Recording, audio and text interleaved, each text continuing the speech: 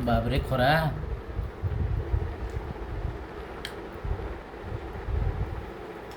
,11:30 ହେଇଛି ଖରା ନୂଆପଡ଼ା ନା ଏବେ ବି 38-40 डिग्री सेंटीग्रेड इतने बासी एक तार ऑप्शन है बासी नहीं खाइले काण खाइले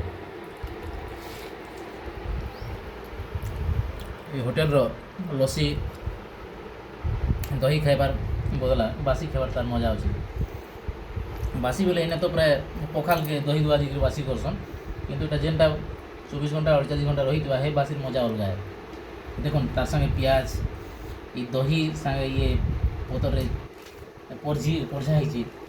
এটা ଦେଖିପାରୁଛନ୍ତି ଯେନ୍ ଆମର ଚଟନି ନଗଦ ଆମ୍ ଯେନ୍ ଆମେ ସକାଳ ସକାଳ ତୋଳି ଆଣିଥିଲୁ ଶୁଖା ମିର୍ଚାରେ ଚଟନି କରାହେଇଛି ତାର ମଜା ନିଆରା ହେ ଏଥିରେ ଆଉ କୌଣସି ତରକାରୀ ଦରକାର ନାହିଁ ଏ ବାସି ସେହତ ଲାଗି ବି ବହୁତ ଟପ୍ ଅଛେ